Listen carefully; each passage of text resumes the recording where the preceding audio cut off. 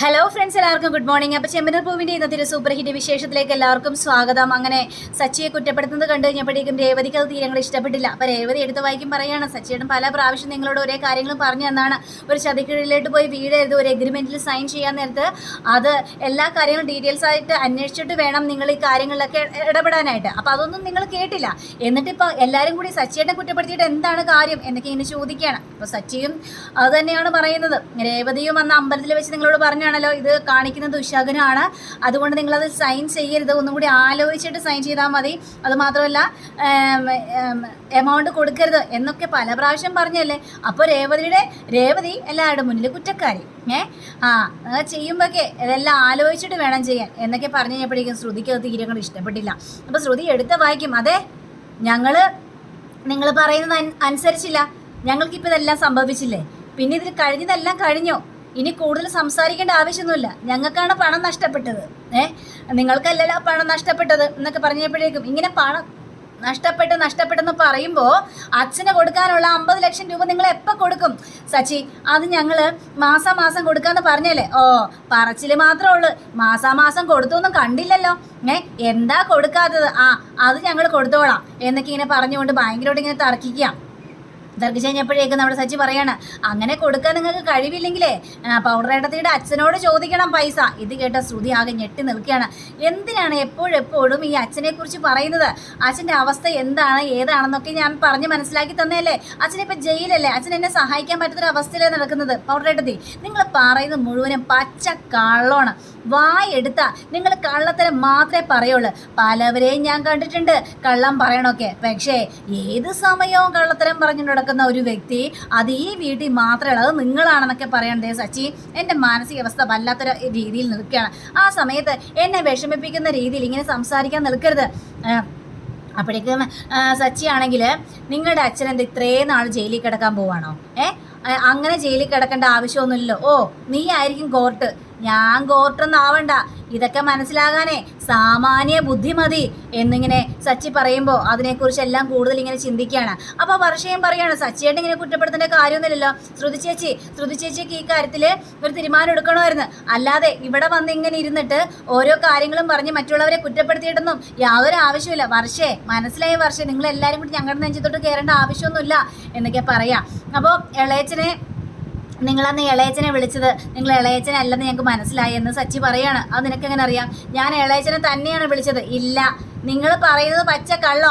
നിങ്ങളൊന്ന് വേറെ ആരെയോ വിളിച്ചത്, നിങ്ങൾ ഇളയച്ചനെ അല്ല വിളിച്ചത്. നിങ്ങളുടെ ഉള്ളിൽ എന്തൊക്കെയോ കള്ളത്തരങ്ങൾ മറഞ്ഞു കിടക്കുന്നുണ്ട്. അപ്പോൾ ഇവർ രണ്ടുപേരും കൂടി ഭയങ്കര തർക്കമായി. അങ്ങനെ ഭയങ്കര തർക്കമായ സമയത്ത് രവി പറയണോ, ഒന്ന് നിർത്താവോ സച്ചി, നിർത്ത്, മിണ്ടാതിരിക്കുക, അതല്ലല്ലോ ഇവിടുത്തെ വിഷയം. ഇപ്പോൾ പൈസ പോയതിൻ്റെ പ്രശ്നമാണ് ഇവിടുത്തെ വിഷയം. അത് ഇനിയിപ്പോൾ പോയത് പോയി, ഇനി അതിൻ്റെ പിന്നാലെ നടന്നിട്ട് കാര്യമില്ലല്ലോ. പിന്നെ സച്ചി, ഞാനൊരു കാര്യം പറയാം, ഇവനെ പറ്റിച്ചത് ആരാണോ അവനെ നീ കണ്ടെത്തുക തന്നെ ചെയ്യണമെന്നും പറയാണ്. അപ്പോഴേക്കും ശ്രുതിക്കൊക്കെ ആണെങ്കിൽ ഭയങ്കര ഒരു സങ്കടം തോന്നിക്കുകയാണ്. അപ്പോൾ രവി പറയാണ്, ശ്രുതി മോളെ, നീ ശ്രുതിയെ വിളിച്ചുകൊണ്ട് അകത്തേക്ക് പോ, അവൻ വല്ലാത്തൊരു മാനസികാവസ്ഥയിൽ ഇരിക്കലെ, വിളിച്ചുകൊണ്ട് പോകുമെന്ന് പറഞ്ഞുകൊണ്ട് ശ്രുതിയെ വിളിച്ചുകൊണ്ട് നേരെ അകത്തേക്ക് കയറി പോവാണ്. അപ്പോഴേക്കും ചന്ദ്രയാണെങ്കിൽ, രവിയേട്ടാ, ഇത് ശരിയല്ലോ രവിയേട്ടാ, ഏത് സമയം എന്തിനാണ് ശ്രുതി ഇങ്ങനെ കുറ്റപ്പെടുത്തിക്കൊണ്ടിരിക്കുന്നത്? ഇവൻ എപ്പോഴും പറയാറുണ്ട് അവൻ മന്ദബുദ്ധിയാണ്, അവനൊരു കഴിവില്ല, എപ്പോഴും അബദ്ധങ്ങളിൽ ചെന്ന് ചാടുള്ളൂ എന്നൊക്കെ ഇവൻ പറയുന്നുണ്ട്. അതേ രീതിയിലും രവിയേട്ടൻ പറയാൻ നിൽക്കരുത്. രവിയേട്ടൻ പറയുമ്പോൾ അതെനിക്ക് സഹിക്കാൻ പറ്റുന്നതിലപ്പുറമാണ് രവിയേട്ടാ എന്നും പറഞ്ഞുകൊണ്ട് ചന്ദ്ര അവിടെ നിന്ന് എണീറ്റ് പോവാണ്. പോയി കഴിഞ്ഞപ്പോഴേക്കും കണ്ടില്ലേ, അമ്മ പറഞ്ഞത് കേട്ടില്ല അച്ഛാ, അവൻ ഒരിക്കലും നന്നാവില്ല. കാരണം എന്ത് തെറ്റ് ചെയ്താലും അമ്മയാണ് അവനെ സപ്പോർട്ട് ചെയ്തുകൊണ്ടിരിക്കുന്നത്.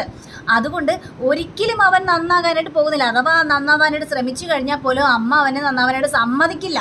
അതാണിപ്പോൾ കാണിച്ചു കൂട്ടി പോകുന്നതെന്നൊക്കെ ഇങ്ങനെ പറയുകയാണ്. പറഞ്ഞപ്പോഴേക്കും രവിയാണെങ്കിലും, ഞാനിപ്പോൾ പറഞ്ഞല്ലോ, ഈ ശ്രുതിയെ ചതിച്ചവൻ ആരാണോ അവൻ എവിടെ ഉണ്ടെങ്കിലും നീ കണ്ടെത്തിയാൽ മതിയാവുള്ളൂ. അങ്ങനെ രണ്ടും കൽപ്പിച്ച് തന്നെ നമ്മുടെ സച്ചി വണ്ടി എടുത്തുകൊണ്ട് പോവാം. അപ്പോൾ വണ്ടി എടുത്തുകൊണ്ട് പോകുമ്പോഴും ഈ ശ്രുതിയുടെ കൂട്ടുകാരനോട് ചോദിച്ചു കഴിഞ്ഞപ്പോഴേക്കും, എനിക്കറിയാൻ പാടില്ല അയാളെന്നും, അയാളെനിക്ക് 1 മാസമായിട്ട് ഉള്ള പരിചയമുള്ളൂ. ഓ, 1 മാസത്തെ പരിചയം ഉണ്ടല്ലേ. അത് പിന്നെ 5 കോടി രൂപയുടെ വീട് വിൽക്കാൻ പോകുന്ന 3 കോടി രൂപയ്ക്കാണെന്ന് പറഞ്ഞു കഴിഞ്ഞപ്പോഴേക്കും സച്ചിയുടെ ചേട്ടൻ തന്നെയാണ് വായം പൊളിച്ചു ഞാൻ ആ വീട് മേടിക്കുമെന്ന് പറഞ്ഞുകൊണ്ട് എൻ്റെ അടുത്തോട്ട് വന്നത്.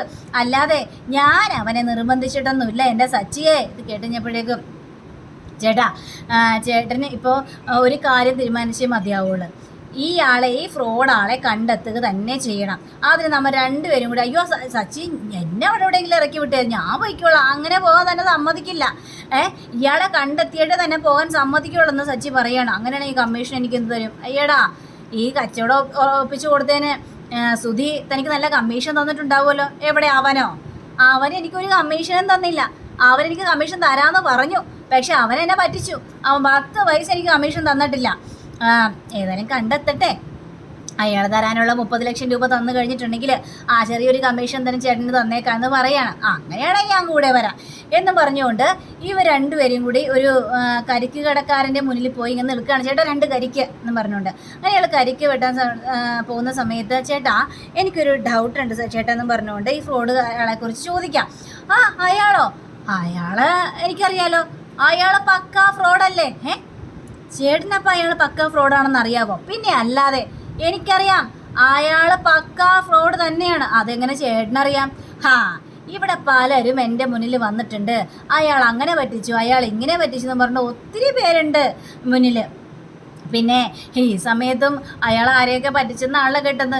ഒരു 30 ലക്ഷം രൂപയും കൊണ്ട് അയാൾ മുങ്ങിയെന്നൊക്കെയാണല്ലോ കേട്ടത്. ഇത് കേട്ട് കഴിഞ്ഞപ്പോഴേക്കും നമ്മുടെ സുധിയുടെ കൂട്ടുകാരനാണെങ്കിൽ അത് വേറെ ആരും അല്ല എൻ്റെ പൊന്നു ചേട്ടാ, ഈ നിൽക്കുന്നേ ഈ സച്ചിയുടെ ചേട്ടനാണ് പറ്റിക്കപ്പെട്ടത്. അത് ശരി, അപ്പം നിങ്ങളാണ് ആ വീട് മേടിച്ചല്ലേ? അല്ല, ആ വീട്ടിൽ കുടുംബക്കാർ മൊത്തം താമസമായിരുന്നല്ലോ, അപ്പോൾ നിങ്ങൾ ഉണ്ടായിരുന്നോ എന്ന് ഈ കരിക്കുകാരൻ ചോദിക്കുകയാണ്. ഞാനും ഉണ്ടായിരുന്നു ചേട്ടാ. പക്ഷെ പറ്റിക്കപ്പെട്ടു അല്ലേ? അവൻ അങ്ങനെയാണ്, പറ്റിക്കപ്പെടും. ഞാനാണ് ഓണറെ വിളിച്ച് പറഞ്ഞത്, നിങ്ങളുടെ വീട്ടിൽ കുറേ പേര് താമസം തുടങ്ങിയിട്ടുണ്ടെന്ന് ഞാനാ വിളിച്ചു പറഞ്ഞത്. ചേട്ടൻ അങ്ങനെ അറിയാം ഈ കാര്യങ്ങളൊക്കെ? അത് പിന്നെ സാറിൻ്റെ അച്ഛൻ ഇവിടെ വന്നായിരുന്നു, കരിക്ക് മേടിച്ചു കുടിച്ചു. എന്നിട്ട് ഞാൻ ചോദിച്ചു വിശേഷങ്ങളൊക്കെ അല്ല ചോദിച്ചു കഴിഞ്ഞപ്പോഴേക്കുമാണ് പറഞ്ഞത്, എൻ്റെ മോൻ സുധി 3 കോടി രൂപയുടെ വീട് മേടിച്ചുവെന്ന്. അപ്പോഴല്ലേ കാര്യങ്ങളെല്ലാം മനസ്സിലായത്. ഉടനെ തന്നെ അതിൻ്റെ യഥാർത്ഥ ഓണറെ വിളിച്ച് ഞാൻ കാര്യങ്ങളെല്ലാം പറഞ്ഞു. അപ്പം ചേട്ടൻ എന്താ എൻ്റെ അച്ഛനോട് പറയാതിരുന്നത്? അത് പിന്നെ അദ്ദേഹത്തോട് പറയാൻ പറ്റുമോ? അത് വലിയൊരു ഷോക്കായി പോവില്ലേ? അതുകൊണ്ട് എനിക്കത് അദ്ദേഹത്തോട് പറയാനായിട്ട് തോന്നിയില്ല. അതുകൊണ്ടാണ് ഞാൻ ഓണറെ വിളിച്ച് കാര്യങ്ങളെല്ലാം പറഞ്ഞത്. പറഞ്ഞു കഴിഞ്ഞപ്പോഴേക്കും ചേട്ടൻ എനിക്കൊരു ഉപകാരം ചെയ്യണം. എന്തുപകാരം? അങ്ങനെ 100 രൂപ എടുത്ത് കൊടുത്തിട്ട് ഒരു വിസിറ്റിംഗ് കാർഡ് കൊടുക്കുക, ഇത് എൻ്റെ നമ്പറാണ്. അയാൾ എവിടെ വെച്ച് കാണുകയോ എന്തെങ്കിലും സംശയ രൂപത്തിൽ പെരുമാറുകയൊക്കെ ചെയ്ത് കഴിഞ്ഞിട്ടുണ്ടെങ്കിൽ എന്നെ ഉടനെ വിളിക്കണം. വിളിച്ചെനിക്ക് അവിടെ കാര്യങ്ങളെല്ലാം പറയണം. ഞങ്ങളിൽ നിന്ന് അത്രയും പൈസയാണ് അയാൾ തട്ടിക്കൊണ്ട് പോയത്, ഇനി അയാൾ ആരെയും പറ്റിക്കാനായിട്ട് പാടില്ല എന്ന് പറയണം. ശരി സാറേ, ഞാൻ ഉടനെ തന്നെ വിളിച്ചോളാം എന്ന് പറയാം. അങ്ങനെ ഇവർ രണ്ടുപേരും കൂടി നേരെ മുന്നോട്ട് പോവുകയാണ്. താൻ വണ്ടി കയറിയിരുന്നു, ഞാൻ ഇപ്പോൾ വരാം എന്ന് പറഞ്ഞുകൊണ്ട് മാറി നിന്നിട്ട് നമ്മുടെ സച്ചി രേവതിയെ വിളിക്കുക. അപ്പോൾ രേവതി വിളിച്ചിട്ട്, രേവതി നീ എവിടെയാണ്? ഞാനിവിടെ അമ്മയുടെ അടുത്ത്. അതെന്താ അമ്മയുടെ അടുത്ത്? ഞാനേ അമ്മയെ ഒന്ന് പൂകെട്ടാൻ സഹായിച്ചുകൊണ്ടിരിക്കാൻ ഞാൻ ഇവിടെയുണ്ട്. എങ്കിൽ പിന്നെ രേവതി ഞാൻ ഉടനെ തന്നെ അങ്ങോട്ട് വരാം, ഒരു ലഗേജ് ഇറക്കി വെക്കാനുണ്ട്, അതിനുശേഷം ഞാൻ അങ്ങോട്ട് വരാം. ശരി സച്ചിയേട്ടാ എന്നും പറഞ്ഞുകൊണ്ട് കാറിൽ കയറി നേരെ രേവതിയുടെ അടുത്തേക്ക് എത്തുക. അപ്പോൾ രേവതി പുക കെട്ടിക്കൊണ്ടിരിക്കുകയാണ്. അപ്പോൾ സച്ചിയാണെങ്കിൽ ഭയങ്കര സ്റ്റൈലായിട്ട് കൂളിംഗ് ഗ്ലാസ് ഒക്കെ വെച്ച് വന്നിങ്ങനെ ഇറങ്ങി ഇങ്ങനെ നിൽക്കുകയാണ്. ഇത് കണ്ട രേവതിയുടെ അമ്മയും അനിയത്തിയും ഒക്കെ ഞെട്ടി നിൽക്കുകയാണ്. അമ്മേ ഇത് നോക്കിയമ്മേ സച്ചിയുടെ സ്റ്റൈല്. അങ്ങനെ സച്ചി സ്റ്റൈലായിട്ട് അങ്ങോട്ട് നടന്ന് വന്നിട്ട് രേവതിയുടെ മുന്നിൽ നിന്നിങ്ങനെ ചോദിക്കുകയാണ്, എങ്ങനെയുണ്ട് രേവതിയെന്ന്. അയ്യേ ഇതെന്തൊരു കോലം, പേക്കോലാണല്ലോ. അത് ശരി, അപ്പം എന്നെ കാണാൻ കൊള്ളൂലല്ലേ? പിന്നെ കൂളിംഗ് ഗ്ലാസും വെച്ചുകൊണ്ട് വന്ന് എന്തിന് കൊള്ളാം. ഇതെവിടെ നിന്ന് കിട്ടി സച്ചിയുടെ കൂളിംഗ് ഗ്ലാസ്? അത് പിന്നെ ഞാനൊരു മേഡത്തിൻ്റെ കാര്യം പറഞ്ഞായിരുന്നില്ലേ, ആ മേഡം തന്നതാ എനിക്ക് കൂളിംഗ് ഗ്ലാസ്. അത് കാറിരിപ്പുണ്ടായിരുന്നു, ഞാനേ മറന്നുപോയി, ഇപ്പോഴായിരുന്നു കണ്ടത്, അതുകൊണ്ടെടുത്ത് കണ്ണി വെച്ചു. അപ്പോൾ കൊള്ളൂലെന്നാ രേവതി പറയുന്നത്. എവിടെ നോക്കട്ടെ സച്ചിയുടെ കൂളിംഗ് ഗ്ലാസ്? ഇല്ല, തരില്ല, ഞാൻ കൊള്ളൂലെന്ന് പറഞ്ഞില്ലേ. അയ്യോടാ സച്ചിയേട്ടാ, ഞാൻ ചുമ്മാ പറഞ്ഞല്ലേ. സച്ചിയെണ്ണെ കണ്ടാലേ ഇപ്പോൾ ഒരു ഹോളിവുഡ് നായകനെ പോലെയുണ്ട്. അങ്ങനെ പറ എൻ്റെ രേവതി, എനിക്കറിയാം അടിപൊളിയാണെന്ന്. അതെ, ആ മേഡം രേവതിക്കും തന്നിട്ടുണ്ട് ഒരു കൂളിംഗ് ഗ്ലാസ് എന്നും പറഞ്ഞുകൊണ്ട് കൂളിംഗ് ഗ്ലാസ് എടുത്തു. എനിക്കോ? അല്ല സച്ചിയേട്ടനല്ലേ പരിചയം, പിന്നെ എന്തിനാ എനിക്ക് കൂളിംഗ് ഗ്ലാസ് തന്നത്? അപ്പോൾ ദേവുവാണെങ്കിൽ സച്ചിയേട്ടൻ 24 മണിക്കൂറും രേവതിയെ ചേച്ചിയെക്കുറിച്ച് തന്നെയായിരിക്കും പറഞ്ഞുകൊണ്ടിരുന്നത്. ദേവു നീ പറഞ്ഞത് കറക്റ്റാണ്. ഞാനേ രേവതിയെക്കുറിച്ച് തന്നെ പറഞ്ഞുകൊണ്ടിരുന്നപ്പോൾ എനിക്ക് ഭാര്യയ്ക്ക് കൊടുക്കുന്നു പറഞ്ഞുകൊണ്ട് ആ കൂളിംഗ് ഗ്ലാസ് തന്നാണ്. ഈ കൂളിംഗ് ഗ്ലാസ് ഒന്ന് വെച്ച രേവതി. സച്ചിയേട്ടൻ എനിക്കൊന്നും വേണ്ട, വെക്ക് രേവതി എന്ന് പറഞ്ഞുകൊണ്ട് കടയിലേക്ക് വെച്ച് കൊടുക്കാം. സച്ചിയേട്ട ഇതൊക്കെ വെച്ചിട്ട് എനിക്ക് എന്തോ പോലെ തോന്നുന്നു, എനിക്കൊന്നും വേണ്ട സച്ചിയേട്ടാ വെച്ചേ മതിയാവുള്ളൂ പറഞ്ഞുകൊണ്ട് കണ്ണിലേക്ക് വെച്ച് കൊടുക്കുകയാണ്. നമുക്കിനി ഒരു ഫോട്ടോ ഒക്കെ എടുത്താലോ, സെൽഫി എടുത്താലോ എന്ന് പറഞ്ഞുകൊണ്ട് സെൽഫിയൊക്കെ എടുക്കാം. എല്ലാവരും സെൽഫിയൊക്കെ എടുക്കാം. അപ്പോൾ അതിനിടയിൽ നമ്മുടെ ദേവ് പറയുകയാണ്, സച്ചിയുടെ ഫോൺ തന്നെ, ആ ഫോട്ടോസ് എല്ലാം എൻ്റെ ഫോണിലേക്ക് ഒന്ന് സെൻഡ് ചെയ്യട്ടെ. ഫോട്ടോ ഒക്കെ സെൻഡ് ചെയ്തോ, എന്നിട്ട് സോഷ്യൽ മീഡിയയിലോ ഫേസ്ബുക്കിലോ എങ്ങോട്ട് വേണമെങ്കിലും ഈ ഫോട്ടോ ഒക്കെ ഷെയർ ചെയ്ത് കേട്ടോ. അതൊക്കെ എനിക്ക് ഭയങ്കര സന്തോഷമായ കാര്യമാണ്. അങ്ങനെ ഫോട്ടോ അല്ലെങ്കിൽ ഇങ്ങനെ സെലക്ട് ചെയ്തുകൊണ്ടിരിക്കുന്ന സമയത്താണ് ഒരാളുടെ ഫോട്ടോ കാണും. സച്ചിയും ആ നീലിമയും കൂടി നിന്ന് സെൽഫി എടുത്ത ആ ഒരു ഫോട്ടോയാണ് നമ്മുടെ ദേവ് കാണുന്നത്. അപ്പോൾ ദേവ് ചോദിക്കുകയാണ്, സച്ചിയേട്ടാ ഇതാരാ എന്ന് ചോദിച്ചു കഴിഞ്ഞപ്പോഴേക്കും ഇതാണ് ഞാൻ പറഞ്ഞ ആ മേഡം, എനിക്ക് കൂളിംഗ് ഗ്ലാസ് തന്ന മേഡം. സച്ചിയേട്ടാ ഞാൻ ഇവരെ എവിടെയോ കണ്ട് പരിചയമുണ്ടല്ലോ എന്ന് പറഞ്ഞുകൊണ്ട് ദേവ് ആ ഫോട്ടോയിൽ തന്നെ ഇങ്ങനെ നോക്കി നിൽക്കുക. അങ്ങനെ നോക്കി നിന്നപ്പോഴാണ് നമ്മുടെ ദേവിനൊരു കാര്യം മനസ്സിലായത്. അന്ന് സുധിയുടെ കല്യാണം നടക്കുന്ന ആ സമയത്ത് നീലിമ അവിടെ വന്നതും നീലിമയും സുധിയും കൂടി ഓടിപ്പോയ ആ രംഗങ്ങൾ അവിടെ ഇങ്ങനെ തെളിഞ്ഞു വരികയാണ് നമ്മുടെ ദേവിൻ്റെ മനസ്സിലേക്ക്. അപ്പോൾ ദേവ് പറയാണ്, എനിക്ക് മനസ്സിലായി ഇതാരാണെന്ന്. ഇതേ ആ നീലിമയല്ലേ എന്ന് ചോദിക്കുകയാണ്. ആ നീലിമയോ? അന്ന് കല്യാണ സമയത്ത് 50 ലക്ഷം രൂപയും കൊണ്ട് കടന്നു കളഞ്ഞില്ലേ, അവളാണ് ഇവള് എന്നിങ്ങനെ പറയുകയാണ്. ഇത് കേട്ട് സച്ചിയാണെങ്കിൽ കണ്ണും വിളിച്ച് നോക്കി നിൽക്കുക. അപ്പം രേവതി, നീ എന്തൊക്കെയാണ് ഈ പറയുന്നത്? രേവതി ചേച്ചി ഇത് നോക്കി ചേച്ചിക്ക് കണ്ടാൽ മനസ്സിലാവും. അങ്ങനെ രേവതി നോക്കിയാണ്, അയ്യോ ആണല്ലോ, ഇത് അവൾ തന്നെയാ. സുധിയുടെ കയ്യിൽ നിന്ന് 50 ലക്ഷം രൂപയും തട്ടിയെടുത്തോണ്ട് പോയത് ഇവളാണെന്നും പറയാണ്. ഇത് കേട്ട സച്ചിക്ക് പിന്നെ പിടിച്ചു നിൽക്കാനായിട്ട് കഴിയുമോ? അപ്പം സച്ചി പറയണ, ഓഹോ അപ്പം അത് അവളായിരുന്നല്ലേ, ഇനി ഞാൻ അവളെ വെറുതെ വിടില്ല, എനിക്ക് അവളെ കണ്ടെത്തണം, അവളുടെ കയ്യിൽ നിന്ന് എനിക്ക് പൈസ കിട്ടിയ മതിയാവുള്ളൂ. എൻ്റെ അച്ഛൻ സമ്പാദിച്ച പൈസയാണ് അവൾ തട്ടിക്കൊണ്ട് പോയത്, ആ പൈസ എനിക്ക് കിട്ടിയാൽ മതിയാവുള്ളെന്നും പറയണം. രണ്ടും കൽപ്പിച്ച് നമ്മുടെ സച്ചി നേരെ നീലിമയുടെ വീട്ടിൽ ചെന്ന് കോളിംഗ് ബെല്ലടിക്കുകയാണ്. നീലിമ കഥക്ക് തുറന്ന് നോക്കുക. അപ്പം നീലിമയെ സച്ചിയെ കണ്ടുകഴിഞ്ഞപ്പോഴേക്കും ഭയങ്കര ഒരു സന്തോഷം തന്നെ. സച്ചിയോ, എന്താ സച്ചി എന്ന് ചോദിച്ചപ്പോഴേക്കും എനിക്ക് ഒരു കാര്യം പറയണ്ട. അയ്യോ ഞാനെന്നെ സച്ചിയെ വിളിച്ചില്ലായിരുന്നല്ലോ ഓട്ടം പോണമെന്ന് പറഞ്ഞുകൊണ്ട്. പിന്നെ എന്താ സച്ചി?